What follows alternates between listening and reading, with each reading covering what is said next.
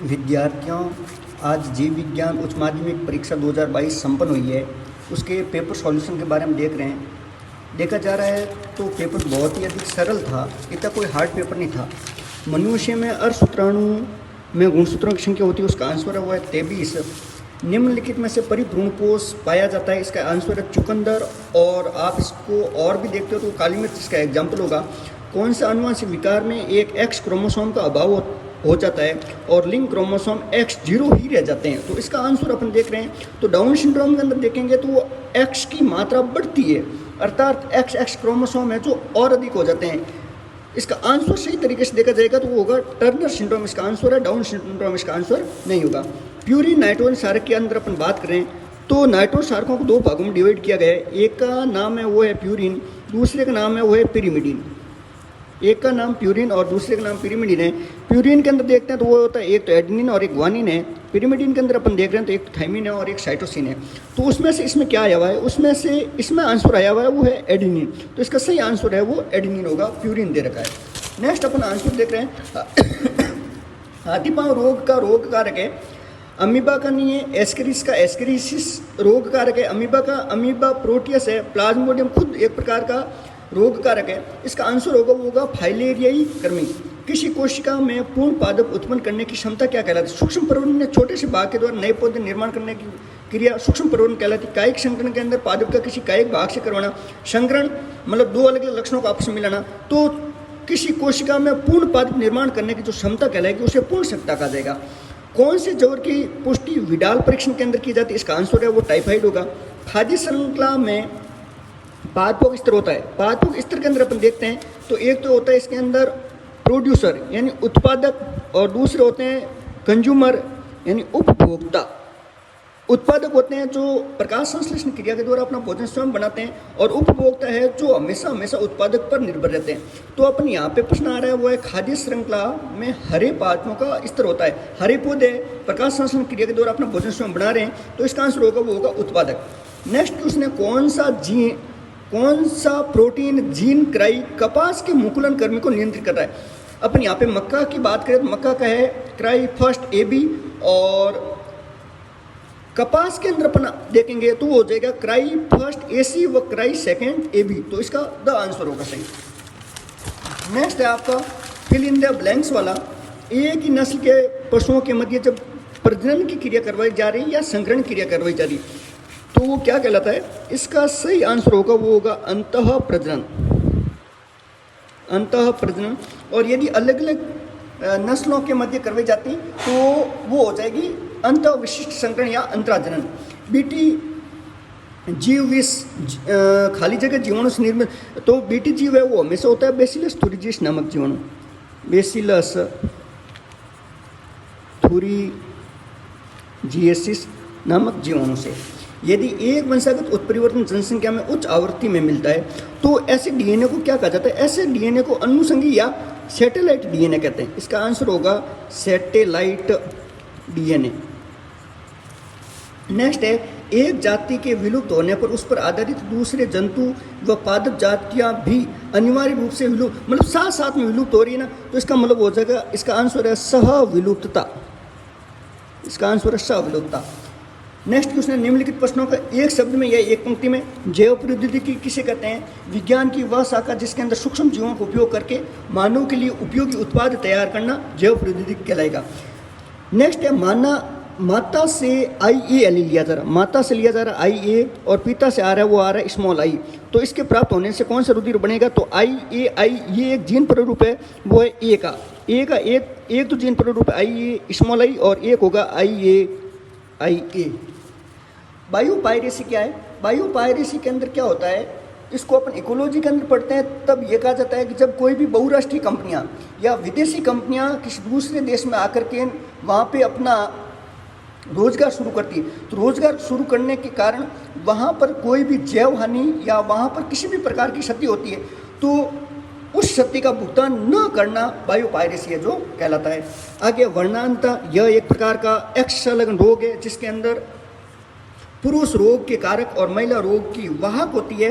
Next ये क्या कह रहा है? इस रोग के कारण व्यक्ति है जो कौन से रंग का विभेद नहीं कर पाता, तो इसका आंसर हो जाएगा लाल और हरे रंग की व्यक्ति है वो इसका पहचान नहीं कर पाता। यह एक प्रकार की आनुवंशिक बीमारी है। सहज प्रतिरक्षा को परिभाषित कीजिए, ये था कोई हार्ड नहीं था। आनुवांशिक रूपांतरित पादप को परिभाषित कीजिए, यानी यदि किसी पादपों के अंदर अपन कंटिन्यू पीढ़ी दर पीढ़ी यदि अपन उसके अंदर किसी न किसी प्रकार का परिवर्तन कर रहे हैं तो उसे आनुवांशिक रूपांतरित पादप है जो कहा जाएगा। समुद्र में जैव मात्रा या भार के पिरामिड हमेशा कैसे बनते? समुद्र यानी जिसके अंदर उत्पादक एक हो और कर्मगत रूप से उनके ऊपर निर्भर रहने वालों की संख्या बढ़े, तो इसका मतलब उसका पिरामिड हमेशा हमेशा बनेगा, वो बनेगा उल्टा। और यदि उनकी कर्मक संख्या घटे तो वो पिरामिड बनेगा सीधा। तो यहाँ पे पिरामिड उत्पादक के रूप में एक ही है समुद्र, और संख्या उनके ऊपर जैसे समुद्रों के अंदर रहने वाले जैसे मछलियाँ हैं, मछलियों के ऊपर छोटी मछलियाँ, फिर सूक्ष्म जीव, तो इस प्रकार से है तो उनका पिरामिड हमेशा हमेशा उल्टा बनेगा क्योंकि संख्या बढ़ रही है। तो आंसर है इसका उल्टा। बाह्य स्थान में संरक्षण क्या कहलाता है? जहाँ पर जीव रह रहे हैं उनका वहीं पे संरक्षण न करके किसी दूसरे स्थान पर ले जाकर के उनका संरक्षण करना बाह्य स्थानीय संरक्षण है जो कहलाएगा। 3 गर्भ निरोधक साधनों के नाम लिखिए। तो 3 गर्भ निरोधक साधनों के अंदर है वो कॉन्डोम हो जाएगा, कॉपर टी हो जाएगी, लूप हो जाएगी, ये इनका आंसर हो जाएगा। जीनगत या बायोलिस्टिंग क्या है? यह एक प्रकार की कोशिकाओं में बाहर से कोई भी जीन पहुंचाने के लिए एक टंगस्टन धातु की गोली को लेकर के बंदूक में डाल करके वांछित कोशिका तक उन जीनों को पहुंचाना जीन गन विधि है जो कहलाती है। इसका उपयोग किसके लिए किया जाता है? इसका उपयोग है जो कोशिकाओं के अंदर वांछित जीनों को डालने के लिए किया जाता है। मधुमक्खी पालन के कोई महत्वपूर्ण बिंदु लिखिए। पशु प्रजनन क्या है? पशु प्रजनन क्या है? अलग अलग नस्लों के पशुओं के मध्य संकरण की क्रिया करवाना पशु प्रजनन कहलाता है। पशु प्रजनन के 2 उद्देश्य उत्पादकता को बढ़ाना, मांस को बढ़ाना, उनकी दुग्ध उत्पादन दर को बढ़ाना, ये सभी है वो पशु प्रजनन के उद्देश्य है। जनसंख्या विस्फोट का कारण लिखिए। लोगों के अंदर अशिक्षा, अनियंत्रित मैथुन क्रिया, अनियंत्रित निषेचन क्रिया, ये सभी जो इसके जनसंख्या वृद्धि विस्फोट के कारण है। संवाहक में क्लोनिंग करने हेतु किसी एक विशेषता लिखिए। ठीक है, क्लोनिंग करना मतलब उस जीव के अंदर है वाहक के अंदर है जो क्लोन करने की या उनके अंदर प्रतिकृति करने की क्षमता है जो होनी चाहिए। चिकित्सा में जैव प्रौद्योगिकी के किसी एक उपयोग को समझाइए, मतलब रोगों का अध्ययन करना। आगे आनुवांशिक रूपांतरित पौधों के उत्पादन के कोई 2 लाभ लिखिए, मतलब पौधों के अंदर रोग प्रतिरोधक क्षमता बढ़ाना, पौधों के जीवन काल में परिवर्तन होना, पौधों की उत्पादकता के अंदर मौसम परिवर्तन करना, ये लाभ है। किसी एक आनुवांशिक रूपांतरित पौधे का नाम लिखिए। जैव विविधता की क्षति का एक कारण लिखिए। जैव विविधता क्षति यानी बढ़ती हुई जनसंख्या इसका कारण हो सकता है। ऊर्जा पिरामिड सदैव खड़ी अवस्था में होता है, क्यों? क्योंकि ऊर्जा हमेशा उत्पादक से उपभोक्ता में पहुंचती है तो ऊर्जा की मात्रा हमेशा घटती है। ये ऐसा किसने कहा था? एक नियम दिया था, वैज्ञानिक था जिसने 10 अंक का नियम दिया, और उस वैज्ञानिक का नाम है लिंडेमान। इस लिंडेमान ने कहा था कि हमेशा हमेशा केवल 10% एनर्जी ही एक जीव से दूसरे जीव में है जो पहुंच पाती है, अर्थात एनर्जी हमेशा कंटिन्यू घट रही है, इसलिए इसका पिरामिड हमेशा सीधा बनेगा। पारजीवी जंतु की जैविक उत्पादन की क्या भूमिका है? जैविक उत्पादन के अंदर पारजीवी जंतु की महत्वपूर्ण भूमिका होती है। जैव विविधता के जाति क्षेत्र संबंध के प्रतिरूप को परिभाषित कीजिए। ये log S बराबर log C plus Z log A, ये इसका आंसर था। अलैंगिक जनन को परिभाषित कीजिए, मतलब बिना निषेचन के द्वारा संतान उत्पन्न करना। अलैंगिक पुष्पपात में कायिक प्रवर्धन के कोई 2 उदाहरण लिखिए। कोई भी 2 पौधों के नाम लिखने थे जिनके अंदर कायिक जनन है जो होता है। लैंगिक जनन को परिभाषित कीजिए। लैंगिक जनन क्या है?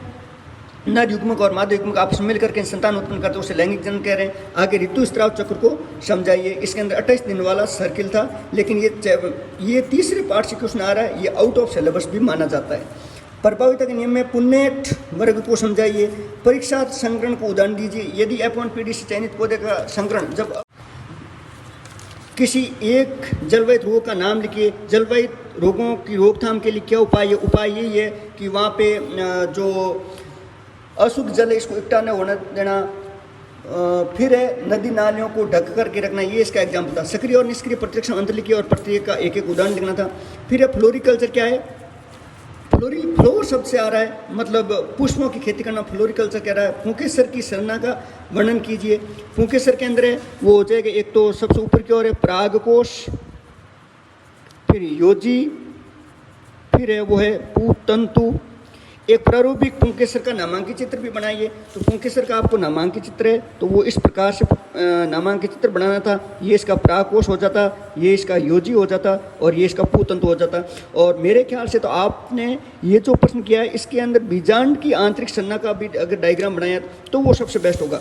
निषेचन पश्च घटना क्या, निषेचन के पश्चात बीजांड आगे जाकर के किस किस्म परिवर्तित होता है, मतलब अंड कोशिका आगे जाकर के भ्रूण का निर्माण करेगी। इसके बाद में अपन देखा जाए तो द्विध्रुवीय केंद्रीय कोशिका आगे जाकर के भ्रूण पोष का निर्माण करेगी। बीजांड का बीज का निर्माण करेगा। बीज चोल है, बीज चोल का निर्माण है जो बीजांड चोल यानी टेस्ट और टैगमैन का निर्माण है जो बाह्य द्यौन और अंतः द्यौन से होगा।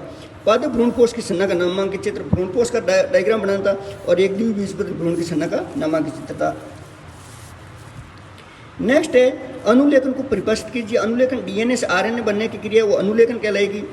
ट्रांसक्रिप्शन डीएनए में अनुलेखन इकाई के भागों के नाम लिखने थे कहाँ से अनुलेखन होता है। अपन अंतिम क्वेश्चन देख रहे हैं न्यूक्लियोटाइड के घटक लिखिए। तो न्यूक्लियोटाइड के घटकों के अंदर अपन एक तो देख रहे हैं वो तो है न्यूक्लियोसाइड और दूसरा है वो है फास्फेट समूह। न्यूक्लियोसाइड के अंदर अपन देखेंगे तो एक तो आ जाएगा राइबोस शर्करा और दूसरी है वो है नाइट्रोजन क्षारक और तीसरा फास्फेट समूह। ये मिलकर के तीनों ही न्यूक्लियोटाइड का निर्माण करते हैं। फिर अपन देख रहे हैं डीएनए द्विकोणीय मॉडल की संरचना की विशेषता ये है कि इनके मध्य डीएनए की व्यास है वो है टोटल मिलाकर के 20 एंगस्ट्रॉम, त्रिज्या है वो है 10 एंगस्ट्रॉम और दो नाइट्रोजन क्षारकों के मध्य की दूरी है वो है 3.4 एंगस्ट्रॉम और एक कुंडलन की लंबाई है वो है 34 एंगस्ट्रॉम। फिर नेक्स्ट है वो है डीएनए के द्विकोणीय मॉडल का नामांकित डायग्राम की बात है। तो इस प्रकार से इसका डीएनए के नामांकित डायग्राम में जो होगा।